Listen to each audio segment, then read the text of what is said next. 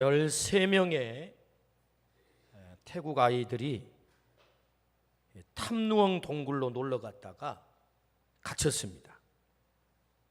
6월 23일 일이죠.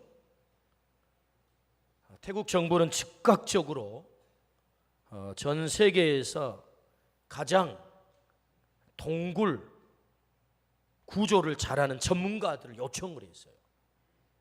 심지어는 면책 특권까지 주어서 요청을 했어요. 우리 힘으로는 안 되니까 당신들이 와서 이 생명들을 좀 살려주면 좋겠다. 전 세계에서 속속들이 구조 전문가들이 모여든 거예요. 그래서 그 구조 요원들이 무려 1000명 이상까지 구성이 된 것입니다.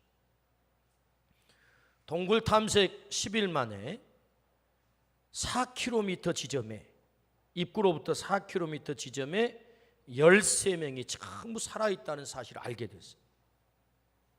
근데 많은 난관이 있었습니다.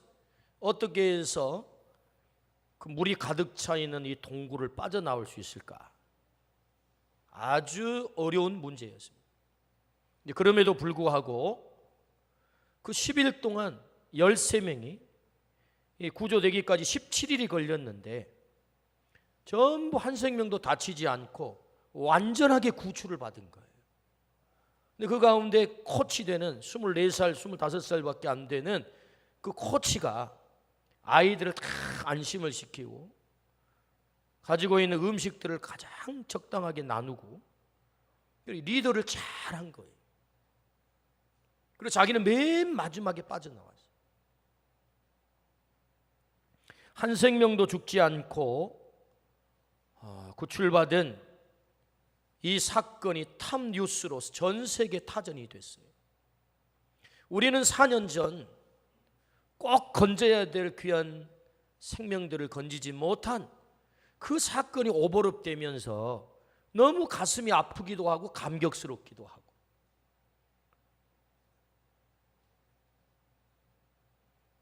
이 배로부터 당신들이 탈출해야 당신들이 살아, 이 한마디만 하고 도망쳤어도 괜찮은데 그 한마디를 안 하고 자기만 살라고 팬티 입고 도망을 쳤어요. 여러분 그 뉴스 보셨어요? 여기 코치는 나이가 어려도 이 아이들을 어떻게든 내가 살려야 되겠다 하고 끝까지 잘 리더를 해가지고, 너무 이게 대비가 되잖아요.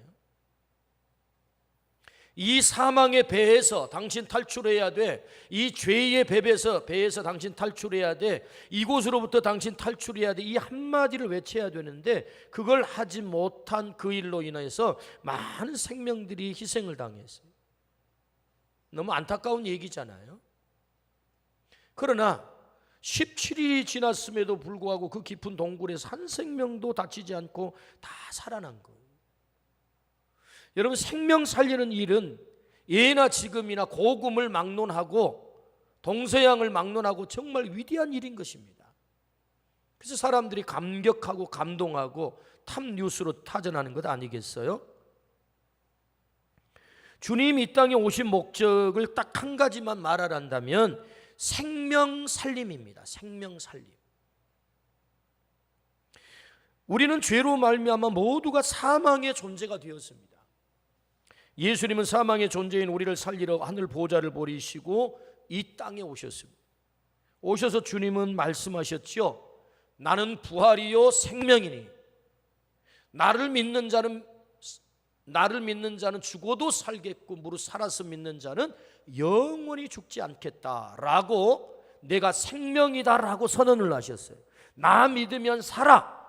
나 이 일을 위해서 왔어. 그래서 십자가에 자신의 목숨을 던졌다가 3일 만에 부활하심으로 당신이 생명 되심을 입증한 줄로 믿습니다. 내가 생명이다.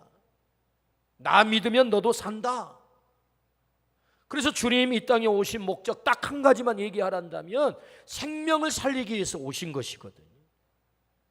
그러므로 생명 살리는 일은 예수님을 믿게 만드는 겁니다. 예수님이 생명이니까. 나 믿으면 산다. 생명 살리는 일은 예수님을 믿게 하는 일이죠. 예수님을 믿게 하여 생명 살리는 일은 전적인 하나님의 일입니다. 동시에 나의 일입니다. 우리의 일입니다. 왜냐하면 주님은 이 일을 우리에게 맡겨놓고 떠나신 거예요. 예수님이 직접 우리를 믿게 한 게 아니잖아요. 네가 가서 믿게 만들어라 라고 우리를 증인 삼아 놓고 당신은 떠나신 거예요. 마지막 남기신 말씀이 뭐죠? 너희는 증인이 되리라 하고 떠나신 거예요. 그러니까 예수님을 믿어 생명을 얻게 하는 일은 전적인 하나님의 일이면서 동시에 나의 일이다. 우리의 일이다. 그래서 예수님을 믿게 하여 생명을 얻게 하는 일이 뭡니까? 전도라고 합니다. 사실 전도가 뭐예요? 예수 믿어 생명 얻게 하는 일이다. 그러므로 여러분, 전도는 생명을 살리는 위대한 일이죠.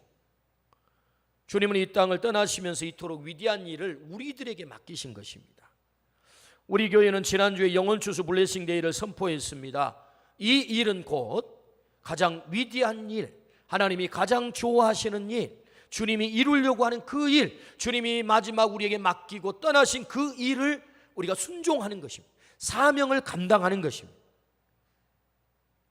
오늘 하나님께서 우리에게 맡겨주신 이 생명 살리는 일을 우리 모두가 감당하기를 축복합니다. 오늘 본문의 말씀은 생명 살리는 사람들을 우리에게 말씀하세요. 그들은 어떻게 생명을 살렸을까요? 그 첫 번째는 중풍병자를 보는 긍휼의 눈을 가졌다라고 우리에게 말씀을 하세요. 오늘 3절 말씀 본문 2장 3절입니다. 시작. 사람들이 한 중풍병자를 4사람에게 메워 가지고 예수께로 올세. 가버나움에 예수님 오셨다는 소문이 퍼졌습니다. 모든 사람들이 예수님에게로 달려갑니다. 할 수만 있으면 빨리 가서 좋은 자리 차지해서 예수님 가까이 보려고. 그래서 막 뛰어가는 거예요. 근데 4사람은 달라요. 예수님에게 가는 게 아니고 중풍병자에게로 뛰어가는 것입니다. 왜? 우리에게는 친구가 있지. 그 친구 꼭 살려야 돼. 예수님에게 데리고 가면 사는데, 우리가 예수님께 가는 것도 중요하지만 그 친구를 예수님께 데리고 가자 하면서 4명이 중풍 환자에게 뛰어가는 것입니다. 여러분, 중풍이 뭐지요? 중풍은 혈액이 공급되지 않아서 뇌가 손상을 입은 질병입니다. 손상 부분에 따라서 손발이 마비가 되기도 하고 말을 못하기도 하고 심하면 평생을 식물인간처럼 누워 지내다가 떠나야 되는 질병, 무서운 질병이죠. 내 의지대로 한 발짝도 걸을 수 없는 가련한 질병이 중풍병입니다. 얼마나 불쌍합니까? 그러니까 이 4명의 친구에게는 이 중풍병자가 있었는데 그걸 가슴에 남아있었단 말이에요. 너무 불쌍하다. 아마도 침상째 떼매고 올 정도이니까 아마도 이 중풍병자는 식물인간처럼 평생을 이렇게 누워 지내다가 죽을 그런 환자란 말이죠. 근데 이 4명의 친구에게 그 중풍병자를 보는 긍휼의 눈이 있었던 거예요. 저 친구들을 살려야 되는, 어떻게든 살려야 되는.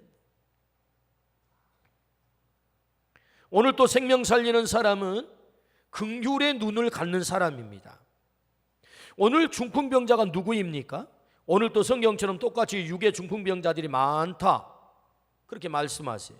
근데 성경은 육의 중풍병자만을 말하지 않는다는 사실을 주목해야 돼요. 육은 멀쩡한데 영적 중풍병자가 있습니다. 좋은 차를 탑니다. 명품 백을 들었습니다. 넓은 집에서 삽니다. 취미생활을 마음껏 합니다. 많이 배웠습니다. 그런데 한 발짝도 주님을 향해 걷지 못하는 사람이 있어요. 그가 누굽니까? 영적 중풍병자예요. 중풍병자의 특징이 뭐라고 그랬죠? 자기 발로 걸어가지 못하는 거예요. 그럴듯하게 꾸몄는데 주님을 향하여 한 발짝도 걷지 못한 인간들이 너무너무 많아요. 광주 땅만 해도 100만 명이 있습니다. 조국 땅에 4천만 명이 있습니다. 북한에 3천만 명이 있어요. 조국 땅에 7천만 명이 주님을 향하여 가지 못하는 중풍병자라는 거예요. 사실은 같이 우리가 어울려 살고는 있지만 그 속에 죽음이 들어있다는 거죠. 주님을 향하여 한 발짝도 걸을 수 없는 중풍병자와 같은 영적 식물인과 같은 그런 자들이라는 거지요. 그럴듯한 옷을 입고 그럴듯하게 교양생활을 하고 그럴듯하게 도덕적인 삶을 살고 그럴듯한 세상의 주의를 가졌다고 해서 괜찮은 게 아니라는 거예요. 아무리 겉으로 그럴듯해도 그들 속에는 생명이 없다는 것입니다. 사망이 들어있다는 거예요. 정확하게 말하면 죽음이 그들 속에 가득 차 있는 것입니다. 그들을 향한 우리의 눈은 어떤 눈이어야 합니까? 아, 옷을 괜찮게 입었네, 좋은 차를 타네, 아, 주의가 그럴듯해. 그것이 우리의 바라보는 포커스가 아니라 저 영혼 속에 생명이 들어있는가 들어있지 않는가, 이것이 우리의 포커스가 돼야 된다고 하는 거죠. 생명을 살리는 사람은 바로 그런 눈을 가졌다는 것입니다. 아무리 겉은 멀쩡하게 꾸몄지만 그 속에 송장이 있는지 아니면 생명이 들어있는지, 그 생명을 바라보면서 그걸 볼 수 있는 눈, 그 긍휼의 눈, 불쌍히 여기는 눈. 그래서 이 4명의 친구는 자신의 중풍병자를 바라볼 때 그렇게 바라본 거예요. 아, 불쌍하구나. 꼭 살려야 되는데, 꼭 살아나야 되는데. 여러분, 주님께서는 우리에게 이 긍휼의 눈을 갖기를 원하십니다. 우리 모두가 이 눈이 있기를 축복합니다. 이 눈을 달라고 하나님께 기도하기를 축복합니다. 긍휼의 눈이 필요해요. 우리가 구원받은 것은 주님의 긍휼하심 때문입니다. 주님의 긍휼함이 없이 어떻게 하나님의 자녀가 될 수 있었겠어요? 우리가 구원받은 것은 누군가가 나를 긍휼히 여겨서 주님에게 인도했기 때문에 내가 구원을 받은 거죠. 누군가가 나를 긍휼히 여기지 않았다면 여전히 우리는 주님을 몰랐던 사람들일 거예요. 그런데 누군가가 나를 긍휼히 여긴 거죠. 그분의 은혜 때문에 우리가 오늘 구원받게 된 줄로 믿습니다. 아멘. 올 여름에 1200만 관객을 넘긴 영화가 있습니다. 저는 영화를 볼 때 나름대로 기준이 있는데 1000만 명이 넘긴 영화는 무조건 본다. 그게 제 룰입니다. 그래서 한 1100만 명이 봤을 때 아, 이 영화 봐야 되는가 봐요 하고 이제 가서 봤어요. 그 영화가 뭐냐면 신과 함께라는 영화입니다. 신과 함께. 굉장히 교훈적이고 또 우리의 삶을 어떻게 살아야 되는지를 잘 가르쳐주는 그런 영화라고 저는 대단히 긍정적으로 봤습니다. 신과 함께 영화에 나오는 명대사들이 많은데요, 다 소개할 수는 없고 거기 보니까 영화배우 마동석이라는 사람이 있어요. 아주 근육맨, 아주 덩치 크고. 그런데 이 마동석이라고 하는 배우가 성주신의 역할로 나와요. 그래서 이 마동석이가 뭐라고 하느냐 하면은 나쁜 사람은 없다, 나쁜 상황만 있다. 저는 그 대사가요 굉장히 뇌리에 꽂혔어요. 나쁜 사람은 없다, 나쁜 상황이 있다. 왜 그 사람이 나쁜 사람으로 살아요? 나쁜 상황을 만난 거예요. 왜 그 사람이 예수님을 믿을 수 없었어요? 나쁜 상황을 만났던 거예요. 그러니까 나쁜 사람은 없고 나쁜 상황만 있어요. 통계에 의하면 미국의 소년원의 입소에 있는 아이들을 대상으로 조사를 했더니 80% 아이들이 역기능의 부모를 만난 아이들이라는 거예요. 뭐죠? 나쁜 상황을 만난 거예요. 그래서 범죄의 자리로 아이들이 떨어진 거예요. 그 사람이 그렇게 된 것은 나쁜 상황을 만났기 때문이다, 그렇게 말할 수 있지 않겠어요? 나쁜 상황 때문에 얼마나 많은 사람들이 망가집니까? 그 사람이 주님을 향하여 한 발짝도 걸을 수 없는 것은 나쁜 상황을 만났기 때문일 가능성이 많아요. 예를 들면 이런 거죠. 예수님을 잘 믿는다고 하는데, 교회는 열심히 다닌다고 하는데 예수 믿는 사람처럼 살지 않아요. 그래서 상처가 돼요. 뭐야 저거, 뭐 예수 믿어도 별것 없네. 그래서 교회를 가려고 하지 않아요. 나쁜 상황을 만난 거죠. 나쁜 상황의 사람을 만난 거죠.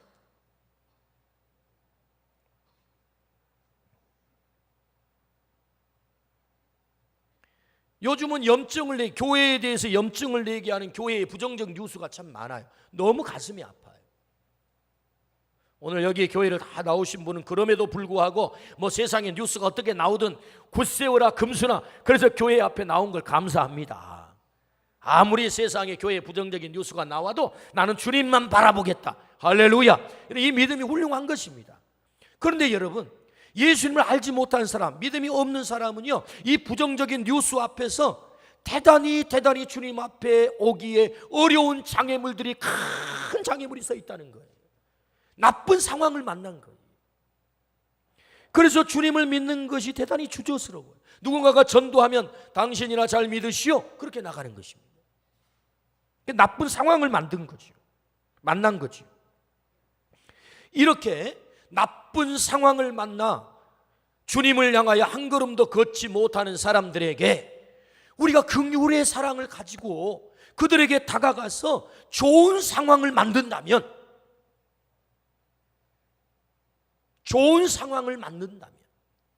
그들이 주님 앞에 오지 않겠습니까?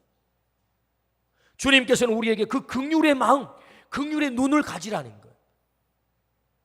우리가 그 사랑의 마음을 가지고 나가서 혹 나쁜 상황 때문에 예수님 앞에 오지 못하는, 주님 앞에 오지 못하는 그런 영혼들이 있다면 그들이 주님 앞에 올 수 있도록 좋은 상황을 만들라는 거예요. 할렐루야. 그게 긍휼의 눈이에요. 긍휼의 가슴이에요. 여러분, 그렇게 하기를 축복합니다. 생명을 살리는 사람은 중풍병자를 보는 긍휼의 눈을 가진 사람입니다. 그러므로 여러분, 눈을 크게 뜨고 우리 주변에 아직도 예수님을 향하여 한 걸음도 걷지 못하는 내 남편이 있을 수 있어요. 아내가 있을 수 있어요. 내 친지들이 있을 수 있습니다. 친구들이 있을 수 있어요. 함께 직장의 동료들이 있을 수 있어요. 성경은 이렇게 말합니다. 믿는 아내로 인하여 믿지 않는 그 남편이 거룩하게 될 줄 네가 어찌 알지 못하느뇨? 라고 말씀을 해요. 다시 말하면 믿는 아내 네가 좋은 상황을 만들라는 거예요. 믿는 남편 네가 좋은 상황을 만들라는 거예요.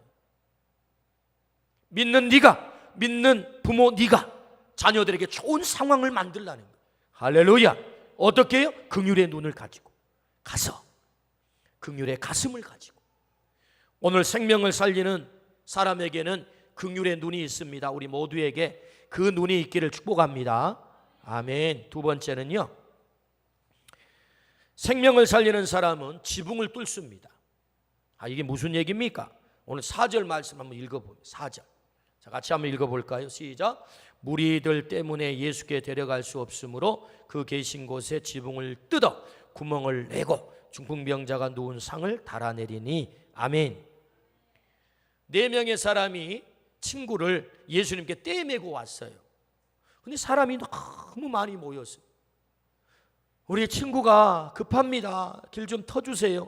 아무도 들어주지를 않아요. 도대체 예수님께 접근이 안 되는 거예요. 그래서 예수님께 갈 수가 없었어요. 상식적인 사람 같으면 안 되겠네, 친구들 우리 예수님 말씀 끝날 때까지 여기 기다렸다가 예수님 나오면 그때 만나세나, 이게 상식적이에요. 근데 놀라워요. 4명 가운데 누군가가 이보게들 우리가 예수님께 접근할 수 없으니 접근할 수 있는 길은 유일하게 한 길밖에 없네. 지붕을 뚫세. 여러분, 이게 얼마나 비상식적인 행동입니까? 근데 4사람이요 의기가 통합이 됐어요. 그러세. 그리고는 지붕으로 올라가요. 오늘 우리가 살아가는 이 지배 구조로 봐서는 지붕을 뚫을 수가 없어요. 근데 과거의 팔레스타인 사람들의 서민의 가옥 구조를 보면 그게 가능했다는 거예요. 주석학자들에 의하면. 그래서 팔레스타인들은 흙으로 벽돌을 찍어가지고 자연 상태에서 말려요. 벽을 쌓아요. 그리고 거기에 들보를 얹어가지고 나뭇가지를 얼기설기 얽은 다음에 풀 같은 것을 그 위에 얹는 것입니다. 뭐 종려나무 가지 같은 걸 얹었겠죠. 그리고는 흙을 깔아요. 그리고 돈이 좀 많은 사람 그 위에 지붕을 기아를 얹었다는 거예요. 그러니까 이게 팔레스타인 사람들의 가옥 구조입니다. 거기 지붕은 올라갈 수도 계단이 반드시 있었다는 거예요. 그래서 이 손으로 그 지붕을 뚫을 수 있었다는 것입니다. 이런 가옥 구조를 가지고 돼 있었던 거거든요. 그러나 여러분 생각을 해보십시오. 이 얼마나 무모한 짓입니까? 아무리 뭐 그 지붕을 뚫을 수 있는 구조가 되어 있다 할지라도 멀쩡한 다른 사람의 집을 주인 허락도 없이 뚫어버렸으니 이것이야말로 얼마나 무모하고 무식한 행동입니까? 비상식적 행동입니까? 그런데 이 4명의 사람들은 주인의 허락도 받지 아니하고 지붕을 뚫어버렸다는 거예요. 여러분, 예수님 입장에서 한번 생각을 해봅시다. 예수님이 방 안에서 차분히 앉아가지고 사람들에게 말씀을 막 전하고 있는데 갑자기 천장에서 막 흙덩어리가 떨어지는 거예요. 나뭇가지가 떨어지는 거예요. 그리고는 흙먼지가 자꾸 방 안에 가득 찬 거예요. 여러분, 뜯어냈으니까 그 밑으로 흘러내리지 않겠어요? 그런데 갑자기 그 뚫린 지붕에서 세상에 침상이 내려오는 거예요. 이게 무슨 일이에요? 얼마나 깜짝 놀란 그야말로 황당한 사건입니까? 그런데 여러분, 예수님의 반응을 보십시오. 이들이 침상을 내렸을 때 예수님이 즉각적으로 보인 반응이 뭐예요? 5절 말씀, 우리 같이 한번 읽어봅시다. 시작. 예수께서 그들의 믿음을 보시고 중풍병자에게 이르시되 작은 자야 내 죄 사함을 받았느니라 하시니. 아멘. 마치 예수님이 이 상황을 기다리고 있기라도 하듯, 이들의 믿음을 보고 싶어 기다리고 있기라도 하듯 그 즉각적으로 반응을 보이는데, 그 사람들의 믿음을 보시고 작은 자야 내 죄 사함을 받았느니라, 중풍병자를 고쳐주신 줄로 믿습니다. 아멘. 놀라운 기적이 그 즉각 나타났다는 거예요. 우리 주님께서 이 상황을 통해서 우리에게 뭘 말씀하세요? 생명 살리는 일이란 지붕을 뚫는 일이야 라고 말씀하는 거예요. 여러분, 지붕을 뚫는다는 의미가 뭐죠? 한계를 극복했다는 거예요. 한계 상황을 넘어섰다는 겁니다. 생명을 살리는 데는 많은 장애물이 있어요. 주님 앞에 영혼을 데려가는 데는 많은 장애물이 있어요. 때문에 우리는 핑계를 댑니다. 사람들이 많아서요, 사람들이 길을 비켜주지 않아서요, 사람들이 비웃어요, 이래서 안 돼요, 저래서 안 돼요, 그럴 형편이 안 되는데요, 너무 무모한 짓 아닐까요? 라고 사람들은 생명을 주님에게 데리고 가는데, 그 영혼을 살리기 위해서 주님에게 데리고 가는데 핑계가 많아요.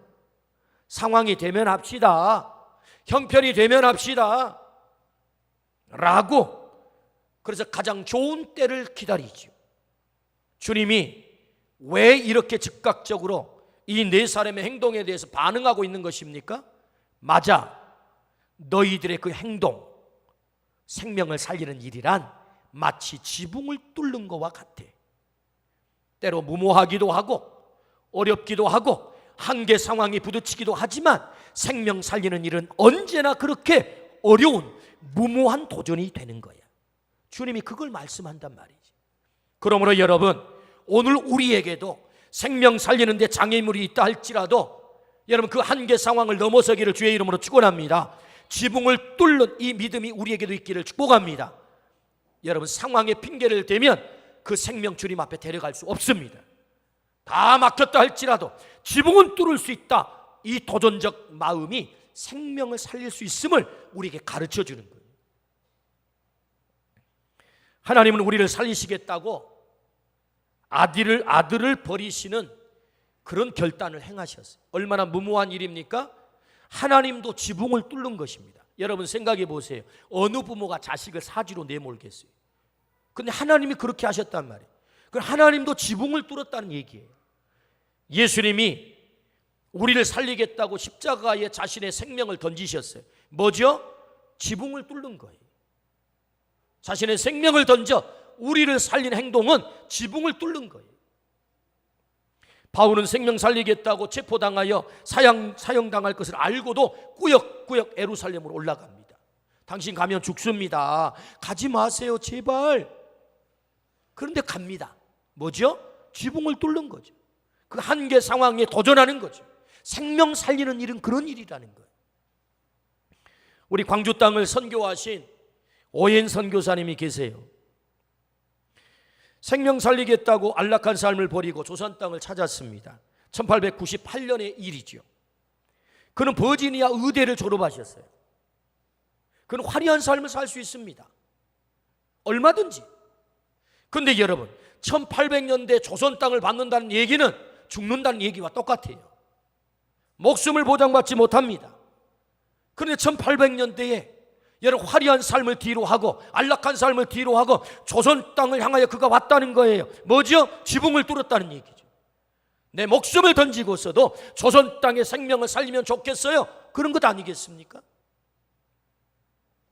결국 그는 42살 나이에 여러분 장흥에서 전도를 하다가 저 장흥 땅에 전도를 하다가 병을 얻어서 결국 돌아가셨어요. 42살 나이, 그 새파란 젊은 나이에. 그래서 호남신학대학 동산에 오목사라는 비석이 세워져 있잖아요. 여러분 호남 동산에 가면 비석이 오목사라 기록이 되어 있어요. 오목사. 뭐죠? 지붕을 뚫는 거죠. 생명을 살리는 일은 지붕을 뚫는 것입니다. 오늘 하나님께서 생명 살리는 사람에게 꼭 있어야 될 것이 있다. 그것은 한계 상황에 도전하라는 거예요. 그걸 넘어서라는 거예요. 지붕을 뚫을 때만이 그 생명을 살릴 수 있음을 우리에게 말씀하지요. 그렇다면 여러분 누가 지붕을 뚫을 수 있겠습니까? 예수님을 향한 절대적 확신이 있는 사람이 지붕을 뚫을 수 있죠. 예수님께 데리고 왔는데 못 고친다. 여러분 이러면 어떻게 되겠어요? 근데 이 생명을 우리 친구를 주님에게 데리고 가면 반드시 주님께서 고치신다. 할렐루야. 이 확신이 있었기 때문에 지붕을 뚫는 것 아니겠습니까? 주님은 오늘 반드시 우리를 살릴 줄로 믿습니다. 생명을 건질 줄로 믿습니다. 주님만이 우리 인생의 문제 해결자임을 정확하게 우리에게 말씀하세요. 예수께서 이르시되 내가 곧 길이요 진리요 생명이니 나로 말미암지 않고는 아버지께로 올 자가 없다. 다른 이로서는 구원을 받을 수 없나니 천하 사람 중에 구원을 받을 만한 다른 이름을 우리에게 주신 일이 없다 라고 주님이 말씀하셨어요. 주님만이 우리의 생명을 구원할 자임을 당신이 선언하고 있죠.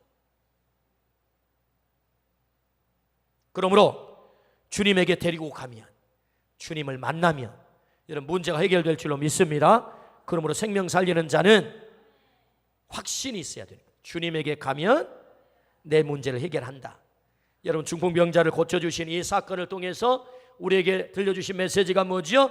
내가 중풍병자를 살린 것처럼 나는 너의 중풍병과 같은 그 불치의 문제를 해결할 수 있어 라고 주님이 말씀하세요. 그 확신을 가지고 네가 생명을 데려온다면, 그래서 지붕을 뚫는 도전을 한다면 너는 생명을 살릴 수 있어 라고 말씀하세요. 오늘 우리들에게 꼭 있어야 될 것이 있습니다. 여러분 생명 살리기 위해서 도전하십시오. 지붕을 뚫는 도전을 하십시오. 주님 말씀하세요. 한계 상황을 넘어서십시오. 핑계를 대지 말라고 주님 말씀하세요. 그 상황을 넘어서라고 말씀하세요. 그럴 때 우리가 생명을 살릴 수 있음을 말씀하십니다.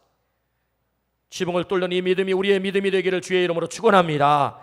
세 번째, 생명 살리는 사람은 시비를 거는 사람을 극복합니다. 오늘 5절부터 7절 말씀을 같이 한번 보겠습니다. 예수께서 그들의 믿음을 보시고 중풍병자에게 이르시되 작은 자야 내 죄사함을 받았느니라 하시니 어떤 서기관들이 거기 앉아서 마음에 생각하기를 이 사람이 어찌 이렇게 말하는가 신성모독이로다. 오직 하나님 한 분 외에는 누가 능히 죄를 사하겠느냐. 아멘. 예수님께서 중풍병자를 고치려고 하는데 시비를 걸어요. 신성모독이다. 누구한테? 예수님한테. 우리가 생명을 살리는데도 시비를 거는 사람이 많아요. 우리 예수님 어떻게 하시죠? 시비 거는 사람이 있네. 서기관이 시비를 거네. 그럼 중단해야 되겠네. 그렇게 하지 않아요. 그 시비가 있음에도 불구하고 넘어서는 것입니다. 여러분 당시 서기관은 성경을 누구보다도 많이 아는 사람입니다. 냉철하고 이성적인 사람입니다. 종교적 경륜이 누구보다 높은 사람이에요. 때문에 틀린 말이 없어 보입니다. 오늘도 생명 살리는데 시비를 거는 사람들이 있습니다. 그들은 냉철하고 이성적입니다. 그들의 말은 틀려 보이지가 않아요. 그러나 주님은 그들에게 동의하지 않습니다. 예수님은 아셨어요. 장차 바로 그 서기관들에 의해 신성모독의 죄목으로 십자가에 달려 돌아가실 것을 아셨다고요. 여러분 예수님이 돌아가신 죄목이 뭐죠? 신성모독죄거든요. 아셨어요. 그럼에도 불구하고 중단하지 않아요. 내가 신성모독으로 죄목을 가지고 십자가에 달려 죽는 한이 있어도 내가 생명 살리는 이 일, 너희가 시비를 걸지만 나는 중단할 수 없어. 여러분, 생명 살리는 일은 좋은 일이에요. 그럼에도 불구하고 여러분, 시비를 거는 사람들이 있다는 사실을 주목해야 돼요. 누가 걸죠? 서기관. 이성적이고 냉철하고 많이 배우고 성경을 누구보다도 많이 아는 사람. 시비를 거는 거예요. 아이고, 그런 인간 교회에 오면 안 돼.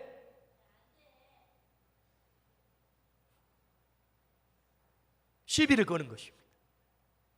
그 전도해도 안 돼. 요새 전도가 얼마나 어려운데. 그 노방 전도 가지고 되겠어? 그 전도지 준다고 뭐 전도가 돼? 세련된 인격적 삶을 살아야지.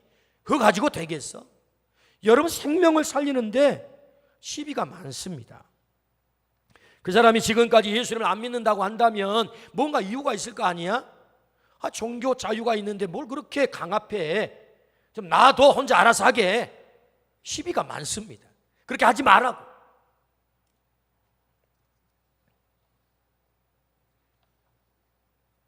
그런데 여러분, 우리 주님은 그 시비를 극복했다는 거예요.